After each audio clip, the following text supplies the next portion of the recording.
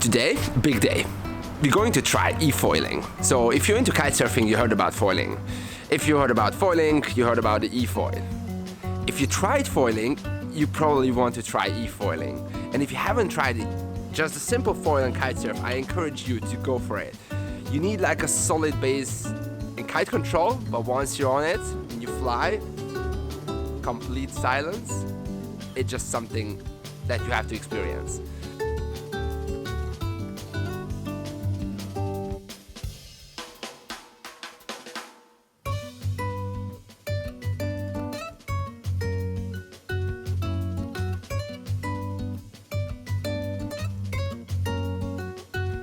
So e-foil is something that you have to experience too.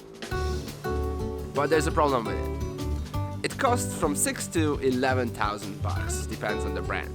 Which is not something that you're just gonna go down for the shop and buy it just to try it, right? So what you should do, find a place they rent it. The e-foil is basically an engine-powered foil board. So you're not going to use your kite to get pulled and get up on the foil, you're going to use the engine built into the mast. This engine powered by a huge battery which is located inside the board. The battery is freaking heavy. It has to power the engine for like a good hour. And the board has to be as big that you can just stand on it and still float. So you don't have to start with speed. You can just stand on the foil still, just like an SUP.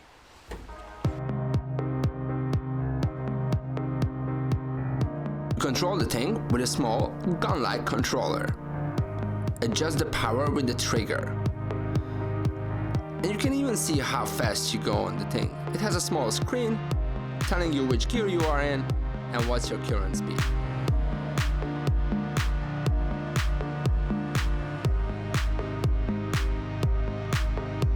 Honestly, I can even imagine this as a transport device. You can cover such a distance so fast, and once you master it, it's not something very hard.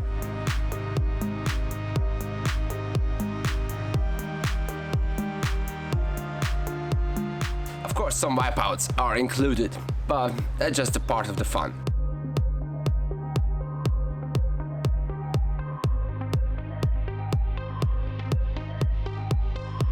Happened to me many times that I was going too high up, so I started to hear the engine just like sloking in the water. The engine is a bit higher than the foil itself, so if you get this too high position, you're not gonna fall like with a kite foiling, but you will be able to manage to redirect the foil down and go good again.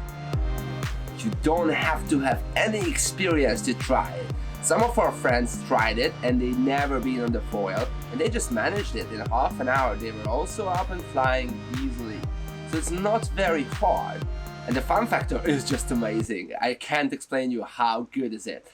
Like, of course you need that glassy flat water, just the calm sea or lake, which provides this kind of condition, and it's just like a meditation. Flying up silently, turning, heading to one course, and then to the other. Complete silence. You, the water, wind, nothing else. You could even sit down on that foil, just go, turn. Each time you turn, you pick up speed. It's super fun and like, oh wow, I can't tell you how good is it. Okay, I should buy one. I'm not gonna buy one. Or at least not yet. The cheapest is like 6 grand. Which is actually already reachable than the most expensive brand, which is 11 or 12,000.